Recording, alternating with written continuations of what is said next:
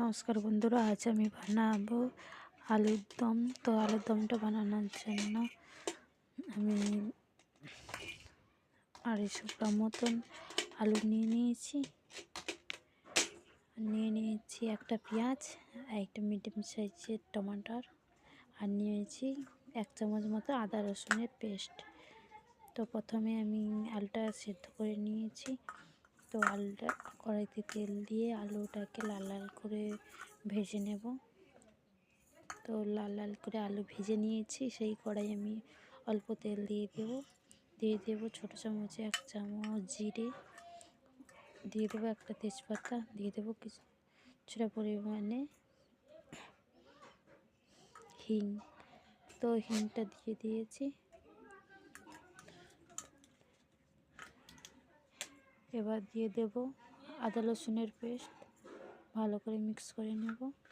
তো এবার দিয়ে দেব পেঁয়াজ টমেটো পিষে রাখা পেঁয়াজ টমেটো, ভালো করে মিক্স করে নেব, মিক্স করে কষিয়ে নেব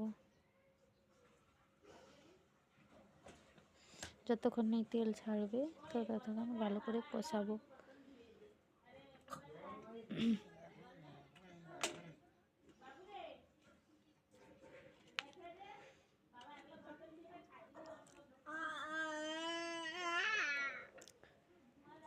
দেখো বন্ধুরা, আমার হালকা হালকা তেল ছাড়তে শুরু করে দিয়েছে।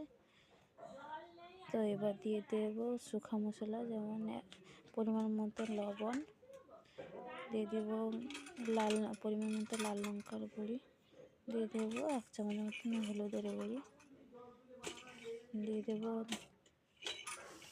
ধনে পাউডার 1 চামচ, দিয়ে দেবো গরম মশলা অল্প পরিমাণে, এটা যেহেতু ঘরের গরম মশলা। তো গরম মশলা রেসিপি দেখতে যদি চাও তাহলে কমেন্ট করে বলুন। তো ভালো করে মিক্স করে নেব আলুটা দিয়ে। তো আলুটা দিয়ে ভালো করে একটুক্ষণ কষিয়ে নেব 1 মিনিট মতন। তো ভালো করে কষানো হয়ে গেছে। দেখো বন্ধুরা, কতটা সুন্দরভাবে কষানো হয়ে গেছে। তো এবার দিয়ে দেব জল। তো আলুটা যেহেতু সেদ্ধ হয়ে আছে, তার জন্য আমি অল্পই জল দিয়েছি। তো 2 মিনিট মতন আমি রান্না করে নেব। তো 2 মিনিট রান্না হয়ে গেছে। এবার দিয়ে দেবো কুচিয়ে রাখা ধনেপাতা। তো ধনেপাতাটা ভালো করে নাড়িয়ে চাড়িয়ে গ্যাসটা বন্ধ করে দিয়েছি। উপর দিয়ে দেবো জিরে গুঁড়ো, ভাজা জিরে গুঁড়ো, ছোটো চামচে 1 চামচ মতন, আর দিয়ে দেবো 1 চামচ ঘি। তো ভালো করে মিক্স করে নেব। তো রেসিপিটি কেমন লেগেছে, যদি ভালো লাগে লাইক, কমেন্ট, শেয়ার, সাবস্ক্রাইব করতে ভুলো না।